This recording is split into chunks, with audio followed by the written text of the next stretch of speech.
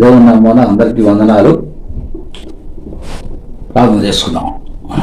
మహాగండ మహోన్నతుడ సర్వశక్తి గల దేవ, ఈ ప్రార్థనలు ఇలా పడుతున్నాయి. ప్రభువు అక్కడ ఎప్పుడు వచ్చినో మాకు తెలియదు, కానీ మేము సిద్ధపడవలసిన వారం ఉన్నాం. అట్టి అనుభవంలో నడిపించండి నాయన. మరి నీ యొక్క వాక్యమును ప్రకటించుటకు ఆయన సిద్ధపడి ఉండగా నీ మాటలు నా హృదయంలో నుండి ప్రవేశింపచేయండి. నా మాటలు కాదు తండ్రి, నీ మాటలే నా మాటలో ఉండాలి. నేను విశ్వాసం ద్వారా దేవాది పొందవలసినాం. అటు నడిపించండి. నీ యొక్క వాక్యం యొక్క హెచ్చరికను యువకులు ప్రకటించి ప్రతి ఒక్కరూ అప్రమత్తమయ్యే భాగ్యం దయచేయమని నాయన. మరి కడబోర శబ్దమును విని ప్రతి ఒక్కరూ నాయన మీ రాజ్యంలో వారసులే భాగ్యం, ఎత్తబడే గుంపులో ఉండే భాగ్యం దయచేయమని చేస్తున్నావు నేర్చున్నావు తండ్రి. ఆమేన్. ప్రకటన గ్రంథము 22వ అధ్యాయము 12వ వచనం చదువుకున్నాం. ఇదిగో త్వరగా వచ్చుచున్నాను, వారి క్రియల చొప్పున ప్రతి వారికి ఇచ్చుటకు నేను సిద్ధపరిచిన జీతము నా యొద్ద ఉన్నది అని యేసయ్య చెప్తున్నాడు. మరి ఈ యొక్క మాటను బట్టి ఆయన వచ్చాడు ఈ లోకానికి. 2000 సంవత్సరాల క్రితం వచ్చాడు. ఆయన తండ్రి అప్పగించిన పనిని పూర్తి చేశాడు.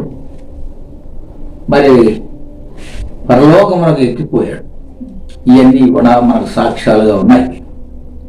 మరి ఆయన ఈ లోకానికి ఒక దీన స్థితిలో వచ్చాడు. దీన స్థితిలో ఆయన ఈ లోకానికి వచ్చాడు. ఒక పశువుల పాకలో ఆయన జన్మించాడు. సత్రములో చోటు లేనందున పశువుల పాకలో ఆయన పుట్టాడు. పవిత్రుడుగా పుట్టాడు. మరే గర్భాన పుట్టాడు. మరి నిర్దోషిగా నిష్కర్ముడిగా జీవించాడు. పరలోకమునకు ఆయన ఆత్మను అప్పగించాడు. శరీరం ఈ లోకంలో అలపట్టబడింది. ఆత్మ తాను దయచేసిన దేవుని యొద్దకు చేరింది. మరి ఈ లోక సంబంధంగా ఆయన మరి పాపము ద్వారా గర్భంలో జన్మించిన వాడు కాదు. పవిత్రుడిగా పరిశుద్ధాత్మ ద్వారా మరీ గర్భాన జన్మించిన వాడుగా ఉన్నాడు. మత్తయి సువార్త 1:18 ప్రకారం ఆయన పరిశుద్ధాత్మ ద్వారా గర్భంలో జన్మించాడు. మరి ఆయన యోసేపు ద్వారా మరియకు భర్తగా ఏర్పాటు చేయబడి ఆయన భయపడినను అది యోసేపు తండ్రి దూతలు వచ్చి ధైర్యపరిచాయి. మరి ఆయన ఆమెను స్వీకరించాడు. మరి ఆ గర్భస్థ శిశువును మరి బిడ్డ కుమారునిగా మరి ఆయన తీసుకున్నాడు. మరి ఆయన మరి ఈ లోకంలో మరి 33.5 సంవత్సరం జీవించాడు. 30 సంవత్సరాల వయసులో బాప్తిస్మం పొందాడు. 33.5 సంవత్సరం జీవించాడు.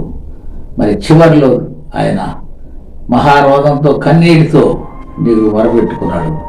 మన పాత్రను తీసివేయమని చెప్పి మరి ఆయన అడిగినప్పుడు నీ చిత్తమైతే అది తీసివేయన్నా. మరి కుమారుని బట్టి ఆ మన పాత్ర ఆయన మీద నేను ఉంచావు. తండ్రి ఉంచాడు. ఆ తండ్రి ఉంచిన ఆ మన పాత్రను ఆయన ఎదుర్కొన్నాడు. మనకు జీవాన్ని ఇచ్చాడు. నిత్య జీవమునకు ఆ పాత్రలు చేశాడు. నేనే మార్గము సత్యము జీవమునై ఉన్నానని మరి ప్రకటించాడు యోహాను సువార్త 14:6. మరి ఆయనే మార్గము, ఆయనే సత్యము, ఆయనే జీవము. ఆ జీవ మార్గంలో మనం నడవాలి. అభివృద్ధి మార్గంలో నడవాలి. చీకటిని పారదోలాలి. మరి చీకటి సాతాను సాదృశ్యంగా ఉంది. మరి యోహాను సువార్త 5:19 యోహాను పత్రిక 5:19 1 యోహాను 5:19 లోకమంతా ఈ దుష్టుని చేతిలో ఉందని చెప్తున్నాడు. లోకం అంటే ఈ లోకము దుష్టుని చేతిలో ఉంది. అసాధు సంబంధి చేతిలో ఉంది. మరి ఆ యొక్క లోకంలో ఉన్న మనము వెలుగై ఉన్న కుమారుని వైపు తిరగాలి. వెలుగు మార్గంలో నడవాలి. జీవమును పొందాలి. నిత్య జీవమునకు ఆ పాత్రము కావాలి. ఈ మరణలో ఉన్న మనం మరి జీవముతో జీవించి జీవాధిపతి అయిన కుమారుని వైపు చూస్తూ ఆ నిత్య జీవానికి పాత్రలు కావాలి, ఆయన రాజ్యానికి వారసులు కావాలి. అందుకనే నా నీతిని, నా రాజ్యం వెతకమని కుమారుడు చెప్పాడు. మొదట ఆయన రాజ్యం నీతిని వెతకమని కుమారుడు చెప్పాడు. దేవుని రాజ్యము సమీపించుతున్నదని మనం గమనించవలసిన వారంగా ఉన్నాం. ఆ రాజ్యంలో మనం ఉండాలంటే ఆ త్వరగా వచ్చుతున్నానని చెప్పిన కుమారుని వైపు చూడాలి, కుమారుని పోలు నడుచుకోవాలి, తండ్రి చిత్తం నెరవేర్చాలి. మరి ఈ లోక సంబంధమైన జన్మము నుండి మరి కుమారుని అంగీకరించి కుమారునామలో బాప్తిసం పొందాలి, కుమారుని పోలు నడుచుకోవాలి. మరి అప్పుడే మనం ఆ వెలుగు సంబంధంగా జీవిస్తాం, పగటి సంబంధంగా జీవిస్తాం. మరి చీకటిలో మనం నడవకూడదు. మన అంధకారంలోనూ చీకటిలో ఉన్న జనులు గొప్ప వెలుగును చూశారని ఏషియా 9:2 అంటాడు. మరి అటువంటి కుమారుడి లోకానికి వచ్చాడు. ఆ వెలుగు కుమారుడు యేసుక్రీస్తు అని ఆ వెలుగు సంబంధంగా జీవించి మనం ఆయన రాకడప్పుడు ఎదురు చూడాలి. మరి ఏషియా గ్రంథం 64:1 గమనం చీల్చుకుని వచ్చేదామని చెప్పి అంటున్నాడు. గగనం చీల్చుకుని వచ్చే కుమారుడు కొరకు మనం సిద్ధపడి ఉండాలి. ఆయన ఇచ్చి జీతం తీసుకుని వస్తున్నానని చెప్పి కుమారుడు అంటున్నాడు. మరి అటు జీతం కొరకు మనం ఈ లోకంలో ఉండాలి. మరి ఈ లోకంలో ఆయన సేవకులుగా మనం జీవించాలి. మరి ప్రభు రాజ్యం గురించి ప్రకటించాలి, ప్రభువుతో మనం నడవాలి. మరి లోక సంబంధంగా ఉండకూడదు, ఇరుకు మార్గంలో నడవాలి. ఈ లోక విశాలమైంది, ఈ లోకంలో లోక భోగాలతో నిండి ఉంది, ఈ లోక పాప భోగాలతో శరీరము ఇముడ్చుకొని ఉంది. ఈ తిరుము తాగు సుఖించమనే అనుభవాల నుండి మరి జీవవాక్యం చేతబట్టుకుని జ్యోతుల వల్ల ప్రకాశించే వరంగా మనం ఉండాలి. అట్టి అనుభవం మనం ఉన్నప్పుడే ఆయన యొక్క రాకడకు మనం సిద్ధపడే వారంగా ఉంటాం. మరి ఆయన యొక్క రాజ్యానికి మనం వారసులు అయ్యే వారంగా ఉంటాం. అట్టి అనుభవం మనం అందరం నడవాలి. మరి ఈ హెచ్చరికను బట్టి వస్తున్నానని క్రీస్తు వారు అంటున్నాడు. ఆయన కొరకు నిరీక్షిస్తూ ఈ లోకంలో మనం ఆయన బిడ్డలంగా ముద్రించబడిన వారంగా, సాతాను బంధకం నుంచి విడిపించబడిన వారంగా ఉండాలి. మరి ఆ మరణ ఛాయల్లో ఉన్నవారు గొప్ప వెలుగును చూశారని యెషయా గ్రంథం 9:2 చెప్పినట్లుగా ఆ మరణ మార్గంలో నుండి మనం జీవ మార్గంలో కుమారుని ద్వారా మరి ప్రవేశించే వారంగా ఉండాలి. నిత్య జీవనకు మనం వారసులు అయి ఉండాలి. మరి పునరుద్ధారములకు మనము మరి అర్హులంగా ఉండాలి. మరి ఈ లోకంలో మరణం అనేది వస్తుంది, అది ఆదాము ద్వారా వచ్చిన మరణము. అంటే ఆదాము ద్వారా వచ్చిన మరణం నుండి క్షేమమును మనకి తీసుకొచ్చిన కుమారుని వైపు మనం చూడాలి. మరి ఆయన కుమారుడు మరి ఆయన యొక్క దర్శనాన్ని చూసిన వాడుగా మత్తయి సువార్త 17:5 ఉంటుంది. మరి ఆయన వచ్చినప్పుడు ప్రకాశమైన వెలుగుతో ఆయన నింపబడ్డాడు. పేతురు యోహాను ఆయన చూసి ఎంతో భయపడ్డారు, ఆ వెలుగును చూడలేకపోయారు. మరి ఆ సంగతిని, ఆ దర్శనాన్ని చూసిన పేతురు యోహానులతో మరి అంత్యదినముల వరకు ఈ విషయాన్ని నేను పో వరకు ఈ విషయాన్ని మీరు బయలుపరచొద్దని మరి వారికి బోధించిన వాడు ఉన్నాడు కుమారుడు. మరి ఆయన ప్రభు కుమారుడని, మరి ఆయన రాజుని మరి పేతురు యోహాను ఆ రోజున వారు గ్రహించిన వారుగా ఉన్నారు. అలాగే ఆయన గురించి ప్రకటించిన వారుగా ఉన్నారు. మరి మేము సాక్షులు అని చెప్పిన వారు ఉన్నారు. ఆ సాక్షి జీవితం మనకు కూడా కావాలి. ఆ సాక్షి జీవితం మనం కలిగి జీవించినప్పుడు, ఆయన పోలు నడుచుకున్నప్పుడు, మరి ఆయన వచ్చినప్పుడు మనం ఎత్తబడేవారుగా ఉంటాం. అటు అనుభవంలో మనం అందరం నడవాలని చెప్పి కుమారుడు యేసుక్రీస్తు వారు మరి మనం బోధించిన వాడుగా ఉన్నాడు. మరి తండ్రి రాజ్యముల గురించి మనం ఆలోచించాలి. తండ్రి ఒక రాజ్యాన్ని సిద్ధపరిచాడు. మరి హెబ్రీ పత్రికలో కూడా 1:2-5 ఆ రాబోలో దూతలకు అప్పగించలేదు, కానీ మీ కొరకు నేను సిద్ధపరిచున్నానని చెప్పి మరి హెబ్రీ పత్రికలో హెబ్రీలతో అంటున్నాడు. హెబ్రీలు అంటే ఇశ్రాయేల్ ప్రజలు, ఇశ్రాయేల్ ప్రజలతో ఆ రాబో లోకాన్ని గురించి మరి పౌలు వారు సెలవిచ్చాడు. మరి ఈ లోకం శాశ్వతం గారు.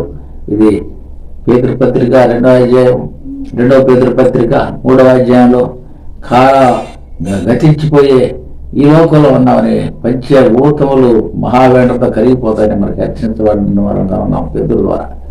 మరి గతించిపోయే లోకం, కరిగిపోయే లోకం, వేండ్రంతో కరిగిపోయే లోకంలో ఉన్న మనము ఆయన చూచి ఆయన అక్కడ వరకు నిరీక్షించినప్పుడు మరి అట్టి అనుభవంలో మనం ముందుకు నడిచే వారంగా ఉంటాం. అట్టి అనుభవం మనందరికి కావాలి. ఈ లోకం గతించిపోయే లోకము. మరణమునకు మరి లోనయ్యే లోకము, మరణం కాపురై ఉండే లోకము, మరి మందగా కూర్చబడి లేవలేని స్థితిలో ఉండే ఈ లోకంలో ఉన్న మనం మరి సజీవులుగా మరి రూపుదిద్దబడవాలంటే రూపాంతర అనుభవంలోకి రావాలి. అంటే రూపాంతర అనుభవం కుమారుడు పొందినప్పుడు మరి శిష్యులైన పేతురు యోహాలు చూసినట్లుగా మనం గమనిస్తున్నాం. 17 మత్తయి 17:5 మరి ఆయన రూపము మార్చబడింది. మరి ఇదిగో నా ప్రియకుమారుడు నేను ఆనందించున్నానని తండ్రి సాక్ష్యం ఇచ్చాడు. సృష్టికర్త అయిన దేవుడు, తండ్రి అయిన దేవుడు కుమారుడిని సాక్ష్యం ఇచ్చాడు. ఆయన ద్వారా మనం అంగీకరించబడినప్పుడు మనమందరం కూడా కుమార్తెలుగా మార్చబడతాము. మరి ఈ లోక సంబంధమైన ఈ శరీరము మహిమ సంబంధమైన శరీరంగా మార్చబడుతుంది. మరి మహిమ దేహంతో మనం ఆయన రాజ్యంలో ప్రవేశించేవారు ఉంటాం. ఆ సిద్ధపాటు నీకు నాకు ఉండాలి. అటు సిద్ధపాటుతో మనం ముందుకు సాగాలి. మరి విశ్వాస ప్రేమ నిరీక్షలో మరి కొనసాగాలి. విశ్వాసము ప్రేమ నిరీక్షనే మనకి నిలబడేది. ఈ లోక సంబంధమైన డబ్బు, ఈ లోక సంబంధమైన అంతస్తులు, ఈ లోక సంబంధమైన పేరు మరి రేపు మనకు ఆ యొక్క రాజ్యానికి అర్హులు చేయదు. కానీ మరి మనం ఆయన పోలి నడుచుకొని కుమారులుగా కుమార్తెలుగా నడుచుకున్నప్పుడే, విజయంగా నడుచుకున్నప్పుడే, విశ్వాసంలో నడుచుకున్నప్పుడే, ప్రేమ ద్వారా నడుచుకున్నప్పుడే మనం ఆయన రాజ్యాన్ని మనం వారసులు అవుతాం. అంటే వారసత్వం నీకు నాకు ఉందో లేదో మనం అంతరంగా ప్రవేశించుకోవాలి, ప్రశ్నించుకోవాలి. ఆ ప్రశ్నార్థకమైన జీవితం మనకు ఉంటే మనం అంతరంగా జీవితము మరి అంతరంగా పరిశుద్ధత మనం కలిగి ఉన్నప్పుడు ఆయన రాజ్యానికి వారసు అవుతాం. బాహ్య పురుషుడు కృషించిపోతున్నాను, అంతరంగ పురుషుడు వృద్ధి చెందుతున్నాడని పౌలు వారు అన్నాడు ఆయన అనుభవాన్ని. అట్టి అనుభవం మనం ఉండాలి. ఈ బాహ్య సంబంధమైన శరీరం, ఈ బాహ్య సంబంధమైన సౌందర్యం మనం గతించిపోయే లోకంలో ఉన్న మనం కోల్పోతాం. మహిమ శరీరాన్ని మనం పొందుతాం. ఇట్టి మహిమ శరీరం కొరకు మనం సిద్ధపడాలని చెప్పి దేవుని యొక్క ఉద్దేశమైనది. మరి ఆయన రాజ్యంలో మరి మనం ఉండాలంటే మరి అట్టి నీతిని, నియమాన్ని, విశ్వాసితను కలిగి జీవించి ఆయన రాజ్యానికి వారసులు కావాలని ప్రకటన 12:22-12 చెప్పినట్టుగా త్వరగా వస్తున్నానని కుమారుడు చెప్పిన మాటలను బట్టి ఆయన ఇంకా దీర్ఘశాంతం చూపుతున్నాడు. మనం ఎరగాలి. ఆ దీర్ఘశాంతం అనేది ఆయన చూపుతున్నాడు కాబట్టి మనం ఇంకా ఈ లోకంలో ఉన్నాం.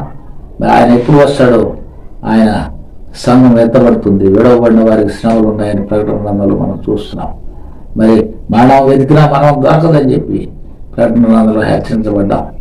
మరి యోహాను ద్వారా ఆ దర్శనం ద్వారా మనం హెచ్చరించబడుతున్నామని తెలుసుకుని మరి యొక్క రాజ్యంలో మనం ఉండటానికి మనం సిద్ధపాటు కలిగి ఉండాలని 10 మంది కన్యకల్లో బుద్ధి లేని కన్యకలు ఎత్తబడలేదు. కానీ మరి తలుపు వేయబడినప్పుడు మరి బుద్ధి లేని కన్యకలు విడవబడ్డారు. బుద్ధి గల కన్యకలు మరి ఆయన యొక్క రాజ్యంలో చేరబడినట్టుగా ఆయన ఉపమానం ద్వారా మనకు చెప్పినాడు. యేసయ్య బ్రతికున్న కాలంలో మరి బోధను మనం కలిగి జీవించి మరి విశ్వాసంతో స్థిరంగా కదలంగారుగా ఉండాలని చెప్పి వాక్యం సెలవిస్తుంది.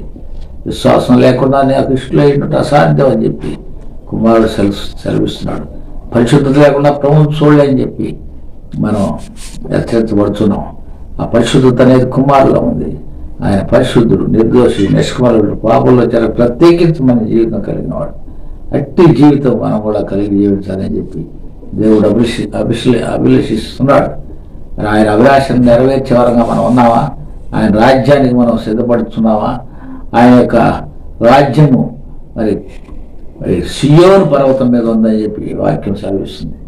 సియోను పర్వతంలో మనం ఉన్నామని, మరి ఆ పర్వతంలో ఆయన యొక్క సింహాసనం అని, ఆ సింహాసనం అయిన వాడు భూమి నరుడు కాదని, గతించిపోయినవాడు కాదని, పునరుద్ధరణైనవాడని, పునరుద్ధరణ జీవాన్ని ప్రకటించబడినవాడని మనం తెలుసుకొని ఆ కుమారుని పోలి నడుచుకొని ఆయన రాజ్యానికి వారసులం కావాలని చెప్పి మనకు బైబిల్లో ఆయన బోధించిన వాడుగా ఉన్నాడు యేసయ్య.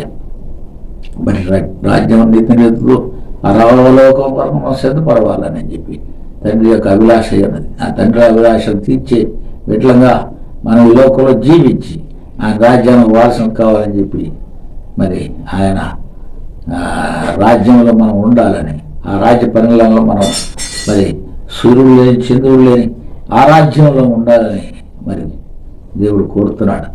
మరి సూర్యుడు చంద్రులు గతించిపోయేవారే, భూమి ఆకాశంలో గతించిపోయాయి.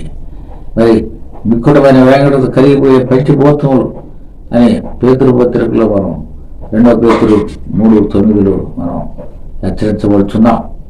మరి ఆ యొక్క గతించిపోయే లోకంలో ఉన్న మనం ఈ లోకమును విడిచి ఆయన రాజ్యానికి వారసులం కావాలని చెప్పి దేవుడు కోరుచున్నాడు.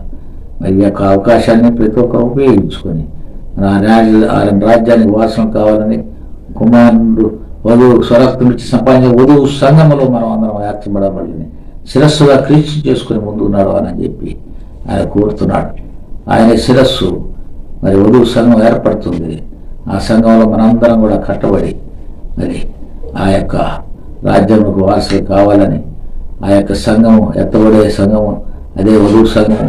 ఆ వధువు సంఘము పవిత్రమైందని చెప్పి నిర్దోషమైనదని మరి మనం తెలుసుకోవాల్సిన వారం ఉన్నాం.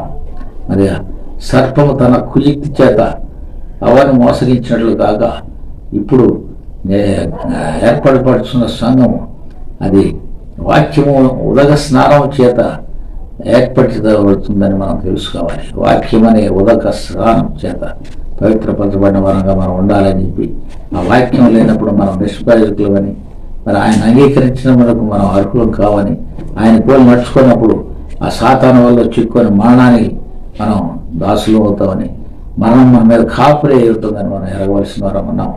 ఆ మరణంలో నుండి జీవనము దాచించిన కుమారుని వైపు మనం చూసి పునరుద్ధానమును జీవనం నేనే చెప్పిన కుమారుని బట్టి మరి యోహాను సువార్త 5:28 చెప్పినట్లుగా మరి మరి మనం లేపబడతామని మరి నీతిమంతులు నీతి పునరుద్ధానం నందును మరి నీతికి అనీతివంతులు మన పునరుద్ధానానికి లేపబడతానని చెప్పి మనం వాక్యం ద్వారా తెలుసుకుని ఉన్నాం. అది నీతి పునరుద్ధానం ద్వారా మనం ఆయన రాజ్యానికి వారసులు కావాలి. మరి తీర్పు పునరుద్ధానంలో మనం ఉంటే దేవసింహార తీర్పు దగ్గర మనం వెళ్ళాలి ప్రకటన అన్నాం.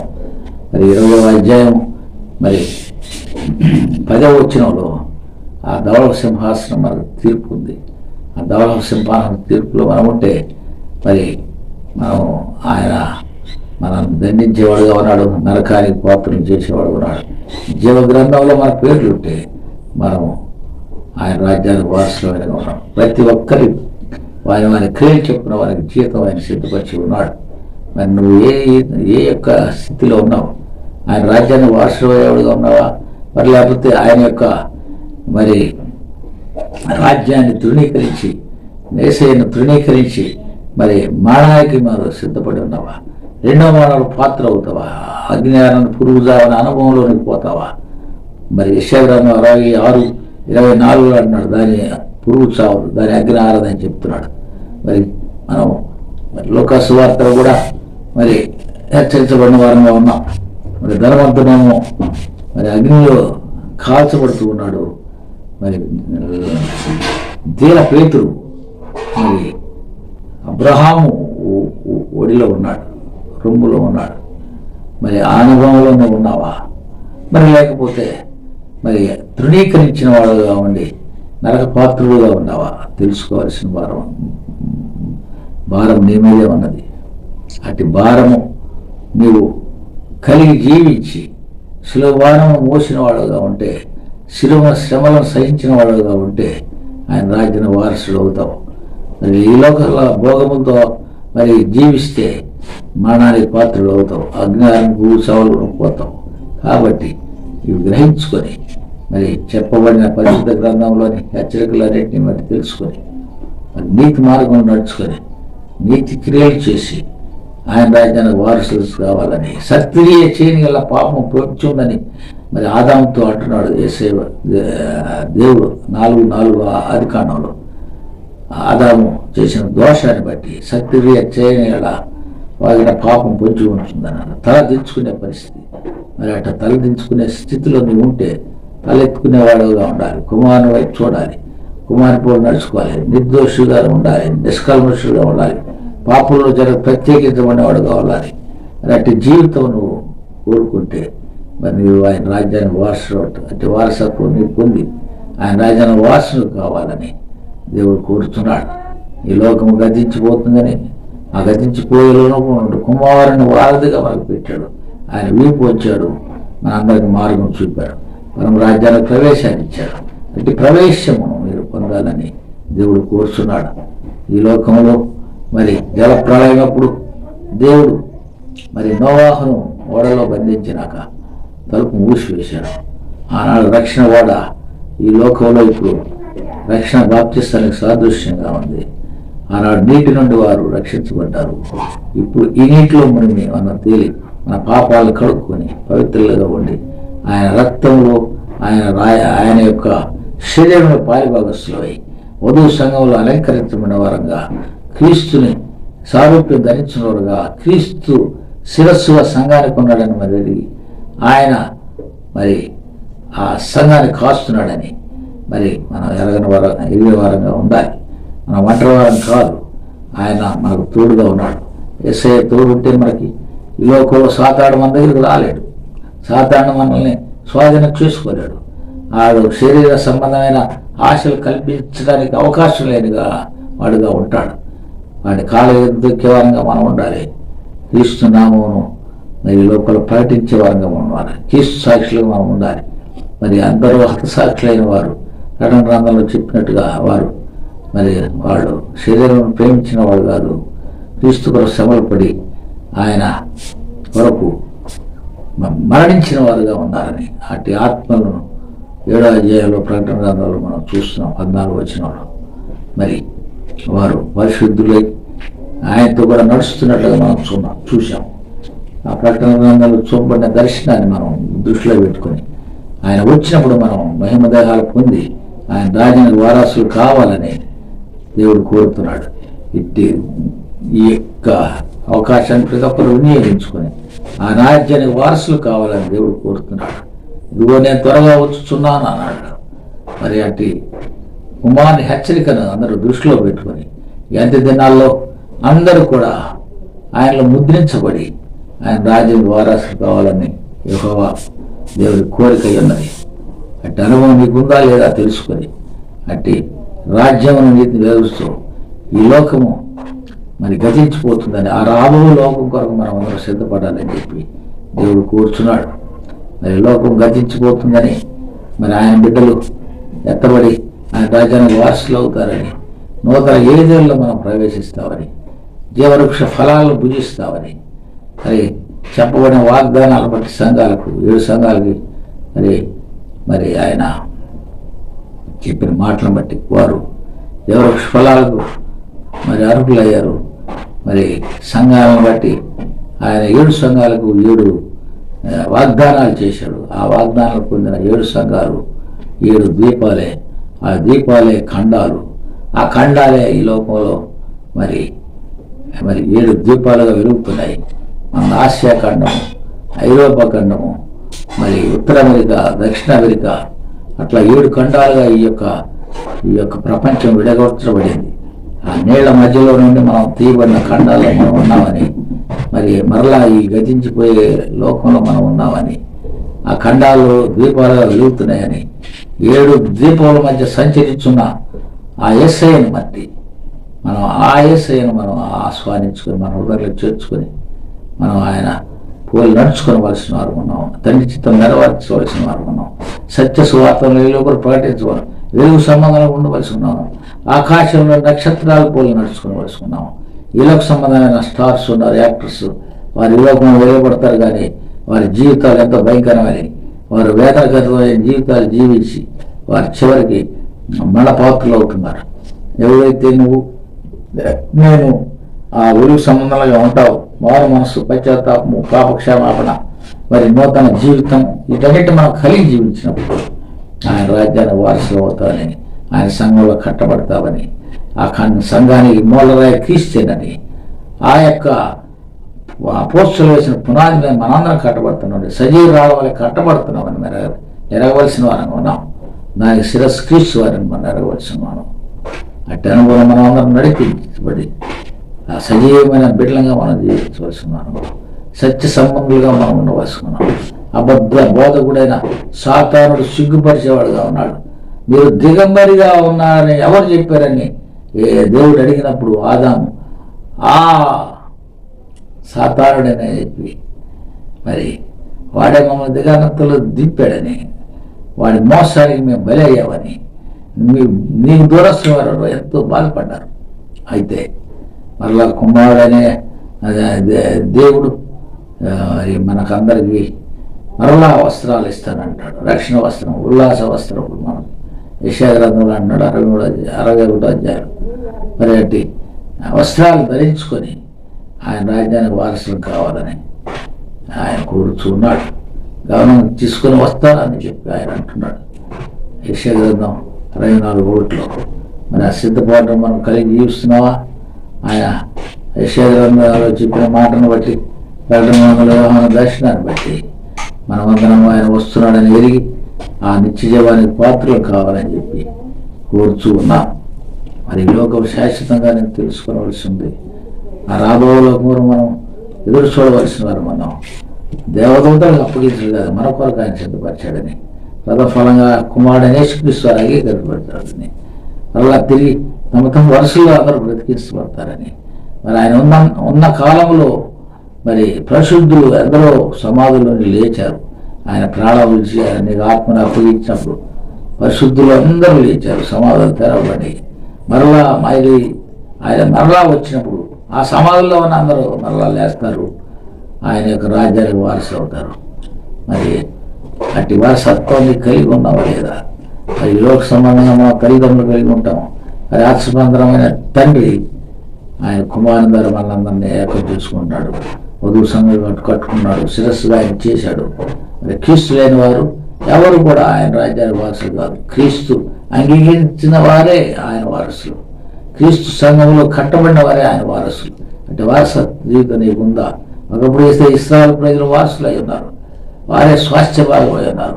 ఇప్పుడైతే వధువు సంఘము ఆయన స్వాస్థ్యమైనది, దానికి శిరస్సు కుమారుడనే యేసుక్రీస్తు వారు ఆ స్వాస్థ్య భాగంలో నీకు చోటిస్తున్నాడు. ఆయన అంగీకరించు, మరి ఆయన పోలు నడుచుకో. ఆయన కుమార్తెలు మార్చబడి అట్టి అనుభవాన్ని నువ్వు పొంది ఆయన వచ్చినప్పుడు నువ్వు ఎత్తబడేసి మరి జీవితం నువ్వు కలిగి జీవించాలని చెప్పి, వధువు సంఘంలో కట్టబడాలని, మరి సజీవ రాయములు కట్టబడాలని చెప్పి దేవుడు కోరుచున్నాడు. కాబట్టి అట్టి అనుభవం ముందుకు నడిపించబడి నువ్వు ఆయన రాజ్యానికి వారసుల వారిని కోరుచు. మరి నేను ఇంతటితో ఈ యొక్క వాక్యాన్ని ముగిస్తున్నాను. వందనాలు.